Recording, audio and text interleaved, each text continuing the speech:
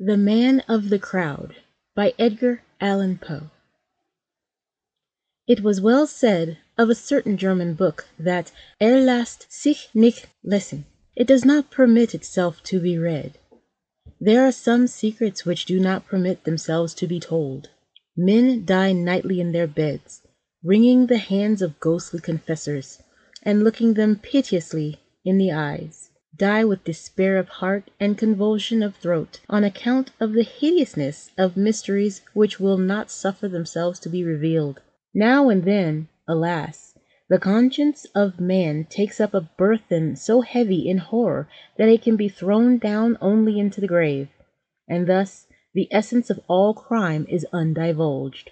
Not long ago, about the closing in of an evening in autumn, I sat at the large bow window in the D coffee house in London. For some months I had been ill in health, but was now convalescent, and with returning strength found myself in one of those happy moods which are so precisely the converse of ennui, moods of the keenest appetite, when the film from the mental vision departs, and the intellect, electrified, surpasses as greatly its everyday condition, as does the vivid yet candid reason of Leibniz, the mad and flimsy rhetoric of Gorgias.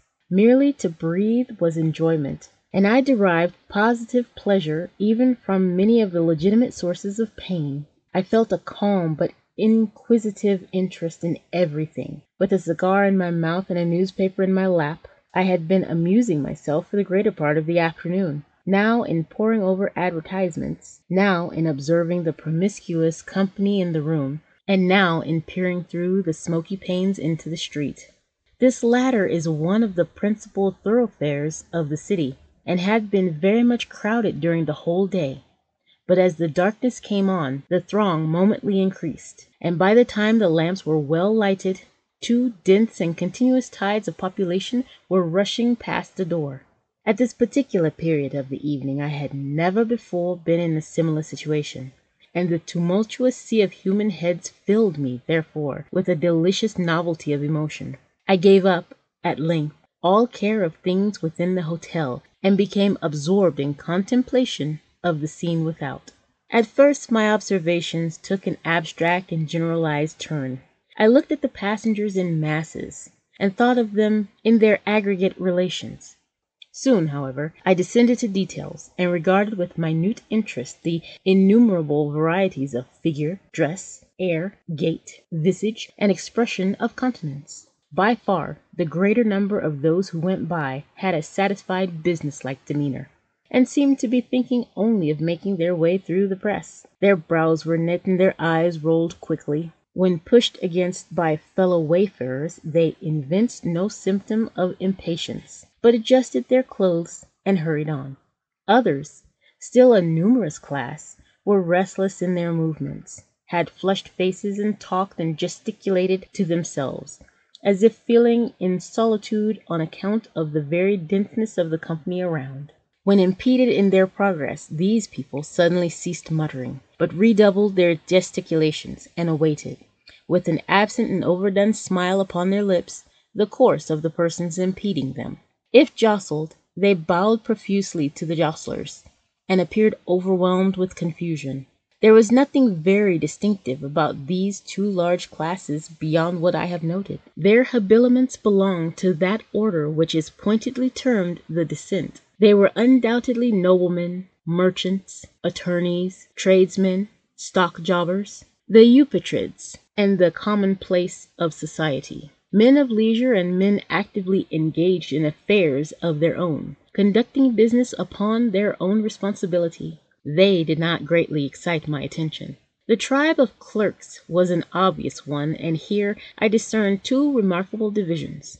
There were the junior clerks of flash houses, young gentlemen with tight coats, bright boots, well-oiled hair, and supercilious lips, setting aside a certain dapperness of carriage, which may be termed desquism for want of a better word. The manner of these persons seemed to me an exact facsimile of what had been the perfection of bon ton about 12 or 18 months before. They wore the cast-off graces of the gentry, and this, I believe, involves the best definition of the class. the division of upper clerks of staunch firms, or of the steady old fellows, it was not possible to mistake. These were known by their coats and pantaloons of black or brown, made to sit comfortably, with white cravats and waistcoats, broad, solid-looking shoes, and thick hose or gaiters. They had all slightly bald heads, from which the right ears, long used to pen-holding, had an odd habit of standing off on end. I observed that they always removed or settled their hats with both hands, and wore watches with short gold chains of a substantial and ancient pattern. Theirs was an affection of respectability, if indeed there be an affection so honorable. There were many individuals of dashing appearance whom I easily understood as belonging to the race of swell pickpockets, with which all great cities are infested. I watched these gentry with much inquisitiveness, and found it difficult to imagine how they should ever be mistaken for gentlemen by gentlemen themselves. Their voluminousness of wristband, with an air of excessive frankness, should betray them at once. The gamblers, of whom I descried not a few, were still more easily recognizable. They wore every variety of dress, from that of the desperate thimble-rig bully, with velvet waistcoat, fancy neckerchief, gilt chains, and filigreed buttons, to that of the scrupulously inornate clergyman, than which nothing could be less liable to suspicion. Still all were distinguished by a certain sodden swarthiness of complexion, a filmy dimness of eye, and pallor and compression of lips. There were two other traits, moreover, by which I could always detect them: a guarded lowness of tone in conversation, and a more than ordinary extension of the thumb in a direction at right angles with the fingers. Very often, in company with these sharpers, I observed an order of men somewhat different in habit, but still birds of a kindred feather. They may be defined as the gentlemen who live by their wits. They seem to prey upon the public in two battalions, that of the dandies and that of the military men. Of the first grade, the leading features are long locks and smiles. Of the second, frogged coats and frowns. Descending in the scale of what is termed gentility, I found darker and deeper themes for speculation. I saw Jew peddlers, with hawk eyes flashing from countenances whose every other feature wore only an expression of abject humility. Sturdy professional street beggars scowling upon mendicants of the better stamp, whom despair alone had driven forth into the night for charity. Feeble and ghastly invalids upon whom death had placed a sure hand, and who sidled and tottered through the mob, looking everyone beseechingly in the face, as if in search of some chance consolation, some lost hope. Modest young girls returning from long and late labor to a cheerless home, and shrinking more tearfully than indignantly from the glances of ruffians, whose direct contact even could not be avoided. Women of the town of all kinds and of all ages. The unequivocal beauty in the prime of her womanhood, putting one in mind of the statue of Lucian, with the surface of Parian marble,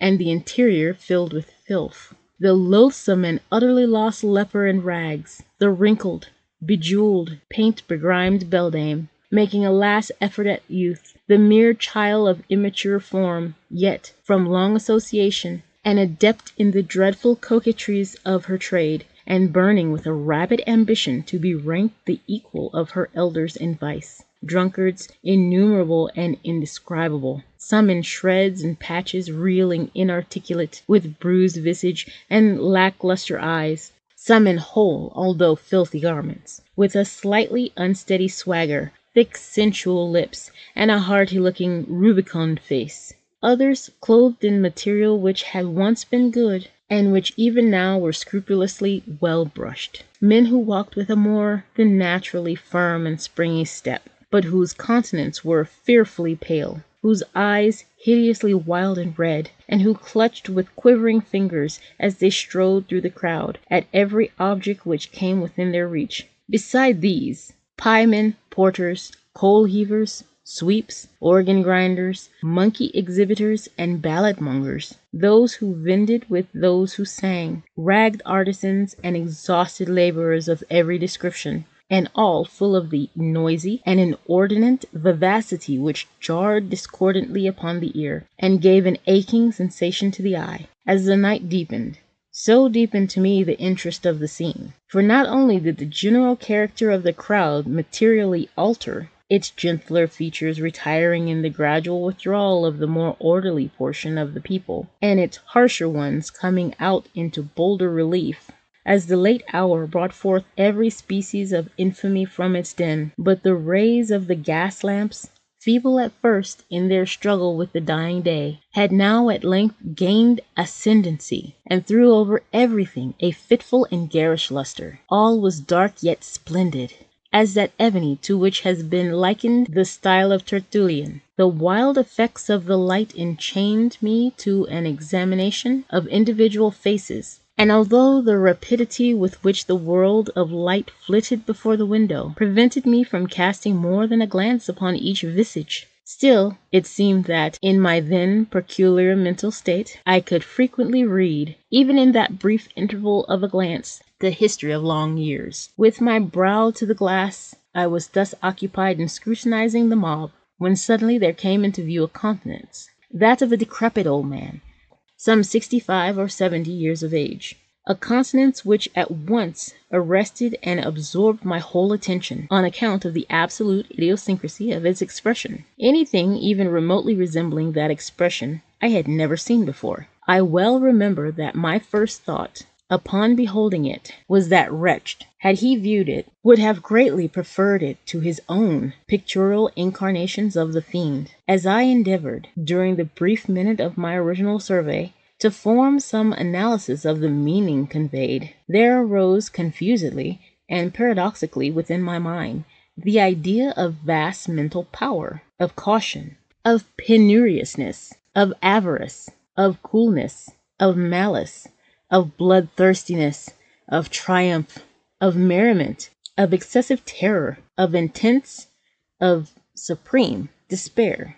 I felt singularly aroused, startled, fascinated. How wild a history, I said to myself, is written within that bosom. Then came a craving desire to keep the man in view, to know more of him. Hurriedly putting on an overcoat and seizing my hat and cane, I made my way into the street, and pushed through the crowd in the direction which I had seen him take, for he had already disappeared. With some little difficulty I at length came within sight of him, approached, and followed him closely, yet cautiously, so as not to attract his attention. I had now a good opportunity of examining his person. He was short in stature, very thin, and apparently very feeble. His clothes, generally, were filthy and ragged, but as he came, now and then, within the strong glare of a lamp, I perceived that his linen, although dirty, was of beautiful texture, and my vision deceived me, or, through a rent in a closely buttoned and evidently second-handed roquelaire which enveloped him, I caught a glimpse both of a diamond and of a dagger. These observations heightened my curiosity, and I resolved to follow the stranger whithersoever he should go.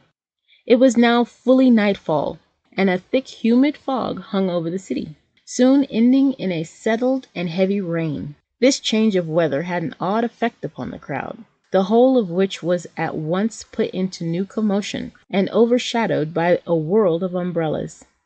The waver and jostle and the hum increased in a tenfold degree. For my own part, I did not much regard the rain, the lurking of an old fever in my system rendering the moisture somewhat too dangerously pleasant. Tying a handkerchief about my mouth, I kept on. For half an hour the old man held his way with difficulty along the great thoroughfare, and I here walked close at his elbow through fear of losing sight of him.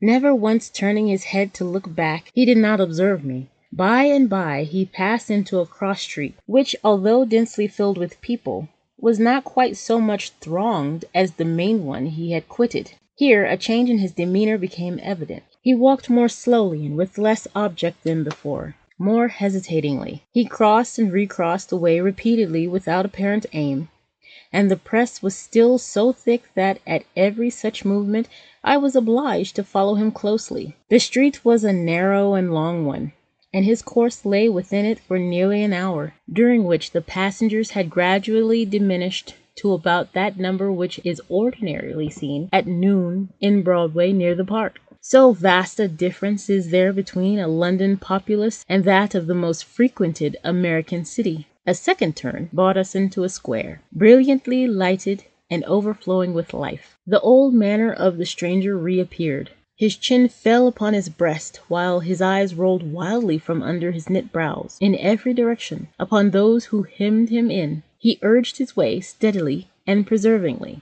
I was surprised, however, to find, upon his having made the circuit of the square, that he turned and retraced his steps. Still more was I astonished to see him repeat the same walk several times, once nearly detecting me as he came around with a sudden movement. In this exercise he spent another hour, at the end of which we met with far less interruption from passengers than at first.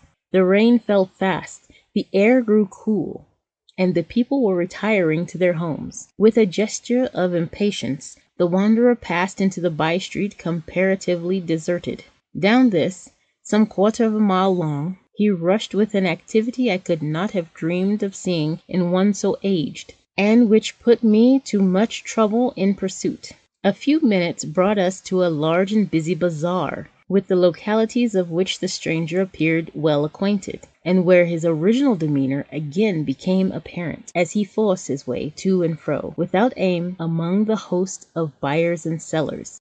During the hour and a half, or thereabouts, which we passed in this place, it required much caution on my part to keep him within reach without attracting his observation. Luckily, I wore a pair of caoutchouc overshoes, and could move about in perfect silence. At no moment did he see that I watched him.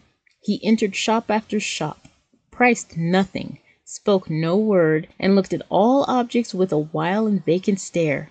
I was now utterly amazed at his behavior, and firmly resolved that we should not part until I satisfied myself in some measure respecting him. A loud-toned clock struck 11, and the company were fast deserting the bazaar. A shopkeeper, in putting up a shutter, jostled the old man, and at the instant I saw a strong shudder come over his frame. He hurried into the street, looked anxiously around him for an instant, and then ran with incredible swiftness through many crooked and peopleless lanes, until we emerged once more upon the great thoroughfare whence we had started, the street of the D Hotel. It no longer wore, however, the same aspect. It was still brilliant with gas, but the rain fell fiercely, and there were few persons to be seen. The stranger grew pale. He walked moodily some paces up the once populous avenue, then, with a heavy sigh, turned in the direction of the river, and, plunged through a great variety of devious ways, came out, at length, in view of one of the principal theatres.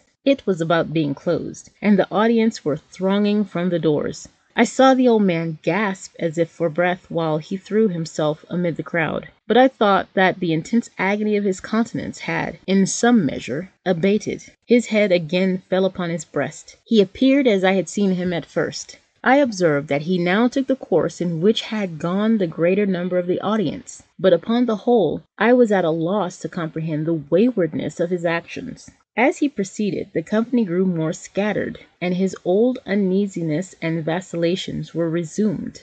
For some time he followed closely a party of some 10 or 12 roysters, but from this number one by one dropped off, until 3 only remained together, in a narrow and gloomy lane little frequented. The stranger paused, and for a moment seemed lost in thought. Then, with every mark of agitation, pursued rapidly a route which brought us to the verge of the city, amid regions very different from those we had hitherto traversed. It was the most noisome quarter of London, where everything wore the worst impress of the most deplorable poverty and of the most desperate crime. By the dim light of an accidental lamp, tall, antique, worm-eaten, wooden tenements were seen tottering to their fall, in directions so many and capricious that scarce the semblance of a passage was discernible between them. The paving stones lay at random, displaced from their beds by the rankly growing grass. Horrible filth festered in the dammed-up gutters. The whole atmosphere teemed with desolation. Yet as we proceeded, the sound of human life revived by sure degrees, and at length large bands of the most abandoned of a London populace were seen reeling to and fro. The spirits of the old man again flickered up as a lamp which is near its death hour. Once more he strode onward with elastic tread. Suddenly a corner was turned, a blaze of light burst upon our sight, and we stood before one of the huge suburban temples of intemperance, one of the palaces of the fiend Jinn. It was now nearly daybreak, but a number of wretched inebriates still pressed in and out of the flaunting entrance. With a half shriek of joy, the old man forced a passage within, resumed at once his original bearing, and stalked backwards and forward, without apparent object, among the throng. He had not been thus long occupied, however, before a rush of the doors gave token that the host was closing them for the night. It was something even more intense than despair that I then observed upon the countenance of the singular being whom I had watched so pertinaciously. Yet he did not hesitate in his career, but, with a mad energy, retraced his steps at once to the heart of the mighty London. Long and swiftly he fled, while I followed him in the wildest amazement, resolute not to abandon a scrutiny in which I now felt an interest all-absorbing. The sun arose while we proceeded, and when we had once again reached the most thronged mart of the populous town, the street of the D Hotel, it presented an appearance of human bustle and activity scarcely inferior to what I had seen on the evening before. And here, long, amid the momently increasing confusion, did I persist in my pursuit of the stranger. But, as usual, he walked to and fro, and during the day did not pass from out of the turmoil of that street. And, as the shades of the second evening came on, I grew wearied unto death, and, stopping fully in front of the wanderer, gazed at him steadfastly in the face. He noticed me not, but resumed his solemn walk, while I, ceasing to follow, remained absorbed in contemplation. "This old man," I said at length, "is the type and the genius of deep crime. He refuses to be alone. He is the man of the crowd. It will be in vain to follow, for I shall learn no more of him, nor of his deeds. The worst heart of the world is a grossier book than the Hortulus Animae, and, perhaps, it is but one of the great mercies of God that er las sich nicht lesen."